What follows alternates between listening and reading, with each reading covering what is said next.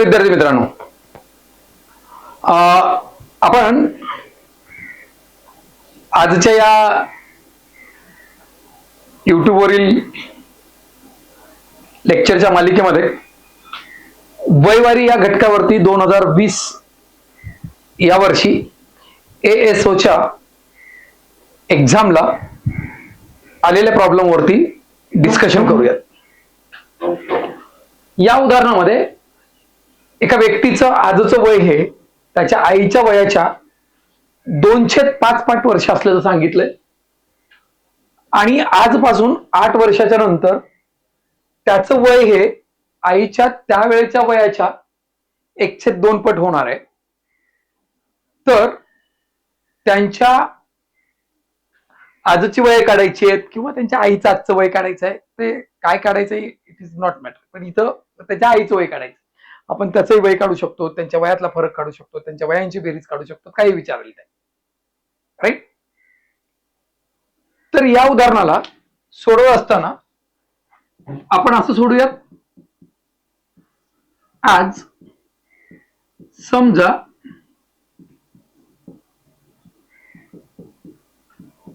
आईचे वय X वर्ष मानू, म्हणून मुलाचं वय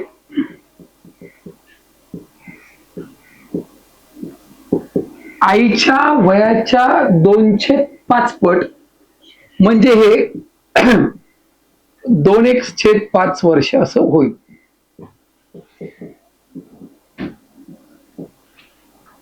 ओके, आजपासून 8 वर्षाच्या नंतर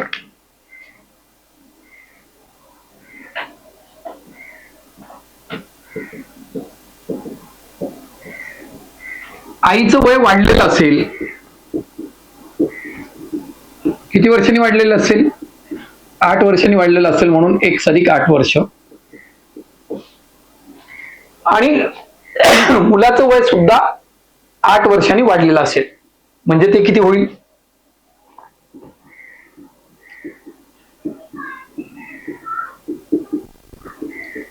दोन 1/5 अधिक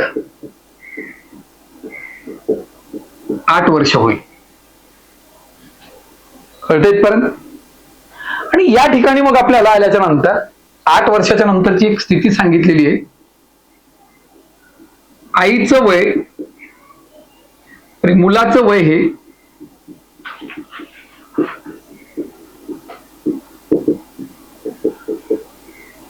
आईचं जे काही वय असेल त्या वयाच्या 1/2 पट आहे। आईच्या वयाच्या किती पट आहे? 1/2 पट होणार आहे। मग मुलाचं वय किती आहे? 2x/5 अधिक 8, x अधिक 8, आणि हे 1/2।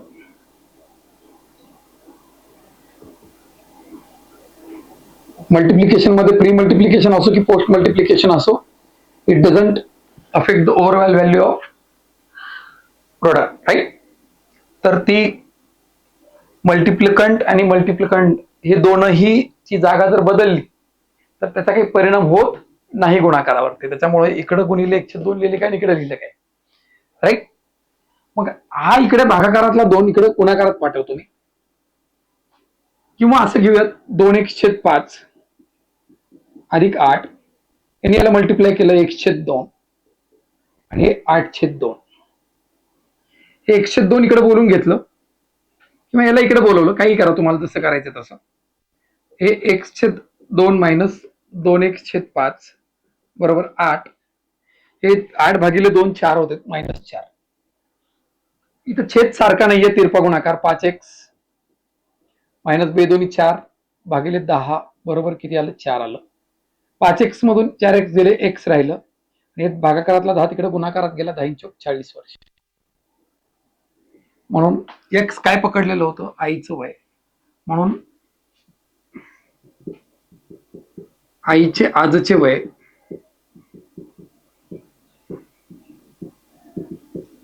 40 वर्ष। ऑप्शनला बघून उत्तर देणारी एक जमात आहे, ती सांगते इथं 2/5 पट आहे, 5 न भाग जाणारी संख्या बघ ऑप्शन मध्ये जाऊन. बाळा तसं जमत नसते. कळलं? तुझ्या आयुष्यावरती 10 दिशेने परिणाम होतात. तर तसं करायचं नसतं तसं. आणि असंही करायचं नसतं. असं करत असताना मग तुला एक नाही 12 भानगडी तुझ्या आयुष्यामध्ये डोकावायला चालू करतात.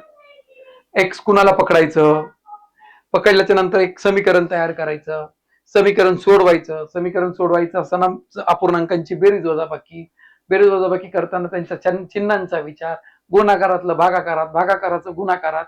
आणि हे सगळं करत असताना एकतर आतमधल्या इंटरनल क्रियांची संख्या वाढते, वेळ जातो, आणि क्रियांची संख्या वाढल्यामुळं चुका वाढण्याची शक्यता अधिक निर्माण होते.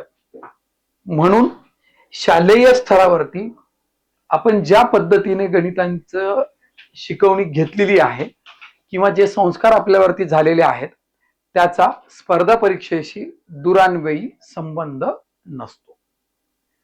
आपल्याला या उदाहरणाला स्पर्धा परीक्षेच्या ऍटिट्यूडनी किंवा त्याच्या रिक्वायरमेंट प्रमाणे जर सोडवायचं असेल तर आपण कुठल्या पद्धतीने सोडवलं पाहिजे, तर आता त्या मेथडवरती आपण बोलूयात. कळलं? तर मला एवढंच सांगायचं याच्यातनं की तुझं शालेय शिक्षण कुठल्या दर्जाचं आहे याचं आणि स्पर्धा परीक्षेतल्या गणितातल्या परफेक्शनचं दूरदूरवर काहीही संबंध नसतो. त्याचा विचार करून गणिताच्या अभ्यासापासून दूर जायचं नसतंय. मला 10वी पर्यंत गणित जमलं नाही, आताही जमणार नाही असं काहीही नसतंय. कारण 10वी पर्यंतच्या गणिताचा इकडे काहीही उपयोग होत नाही. त्याच्यानी कमी वेळेमध्ये गणित सुटतच नाही. मग आता आपल्याला कमी वेळेत सोडण्यासाठी आपण काय केलं पाहिजे याच्यावरती बोलूयात. राईट? आई, मुलगा, हे आजची स्थिती आहे. आईच्या वयाचे किती पट आहे? 2/5 पट आहे. आई तुमची 5 भागांची असेल तर मुलगा 2 भागाचा आहे. 8 वर्षानंतर म्हणजे इथून पुढे जावं लागेल तुम्हाला 8 वर्ष. इथं आई आहे, इथं मुलगा आहे, इथं 1/2 पट आहे, इथं 2, इथं 1.